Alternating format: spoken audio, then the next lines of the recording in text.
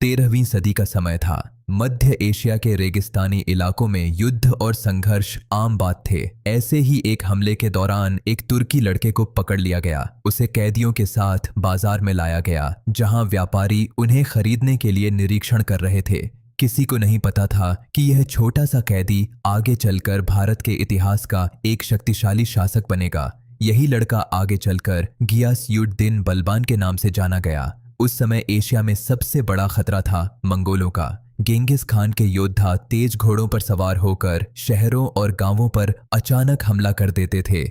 उनके हमले इतने भयानक होते थे कि कई राज्यों की पूरी सभ्यता ही समाप्त हो जाती थी। कैद किए गए लोगों को लंबी यात्राओं पर ले जाया जाता था। रेगिस्तान की गर्मी और कठिन रास्तों के बीच यह कैदी कारवां आगे बढ़ता रहता था। इन्हीं कैदियों में वह लड़का भी था जो आगे चलकर इतिहास की दिशा बदलने वाला था। आखिरकार वह लड़का भारत पहुंचा। उस समय उत्तरी भारत पर दिल्ली सल्तनत का शासन था। दिल्ली व्यापार, राजनीति और सत्ता का एक महत्वपूर्ण केंद्र बन चुका था। यहीं से उसकी नई जिंदगी शुरू होने वाली थी। उसे खरीद लिया दिल्ली के महान सुल्तान शम्स उद्दीन इल्तुतमिश ने।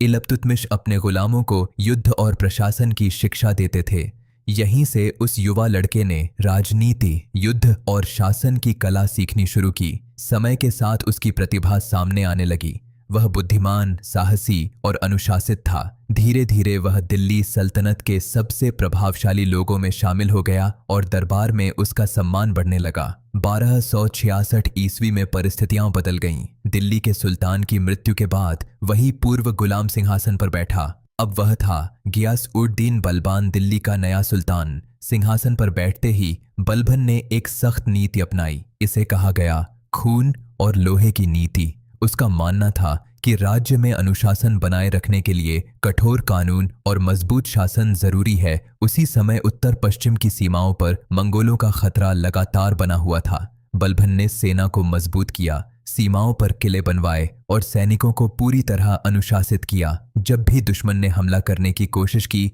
दिल्ली सल्तनत की सेना ने उसका सामना किया। युद्ध कठिन थे, लेकिन बलबन की रणनीति और अनुशासन ने राज्य को सुरक्षित रखा। लेकिन बलबन के जीवन में एक बड़ा दुख भी आया। उसका प्रिय पुत्र शहजादा मोहम्मद मंगोलों से लड़ते हुए मारा गया। यह घटना उसके लिए बहुत बड़ा आघात थी। अपने बेटे की मृत्यु के बाद बलबन और भी गंभीर हो गया। उसने राज्य में और कठोर अनुशासन लागू किया और अपनी पूरी ऊर्जा सल्तनत को मजबूत बनाने में लगा दी। 1287 ईस्वी में गियासउद्दीन बलबान का निधन हो गया, लेकिन इतिहास में उसका नाम हमेशा याद रखा गया। एक ऐसा शासक जो एक साधारण कैदी से उठकर दिल्ली सल्तनत का शक्तिशाली सुल्तान बना।